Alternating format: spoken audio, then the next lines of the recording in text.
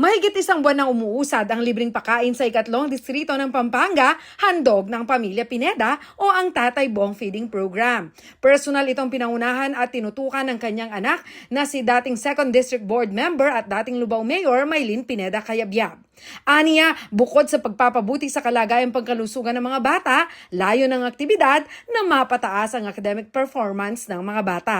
Ang goal po natin, ma'am, matulungan po natin sila na magdagdagan ng timbang, maging malusog katulad ko po. At syempre, kung sila po ay malusog, may laman ng tiyan bago mag-aral, sigurado pong mas magiging maganda ang kanilang performance sa loob po ng classroom.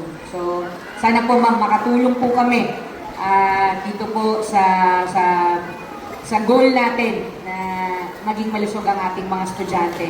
Sa 2026 National Budget para sa Edukasyon, kasama sa mga binigyan ng pondo ay ang feeding program, ngunit dito sa Pampanga, libre itong ibinibigay ng Pamilya Pineda.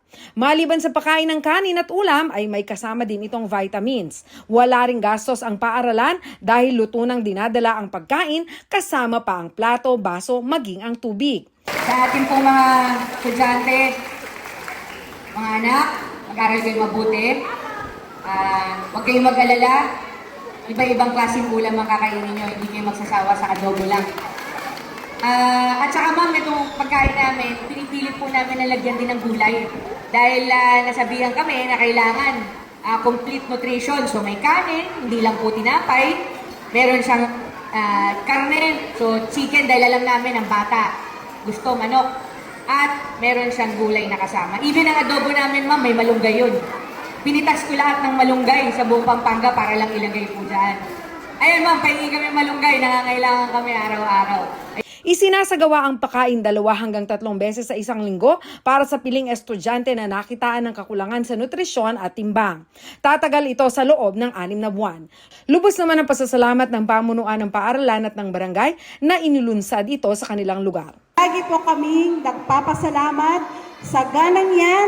Kami po ay laging handa. No, welcome po kayo sa Saging Integrated School with teachers sa more than 1,000 students ng Saging Integrated School and more than 50 teaching and non-teaching personnel. Kami po ay taus-pusong nag-welcome sa inyo. Lagi po dito sa Saging Integrated School. Dakal po salamat kayo. Ako po sa asawa, Mami South. Kaya kami pong barangay Sahin, lalo na po kay Bro San Fernando. Welcome po kay barangay ni. Nilinaw naman ni Pineda Cayabyab na ang programang ito ay hindi lamang para sa mga paaralan sa San Fernando. Nailunsad na rin ito sa iba pang mga bayan sa Pampanga. This is not only in San Fernando.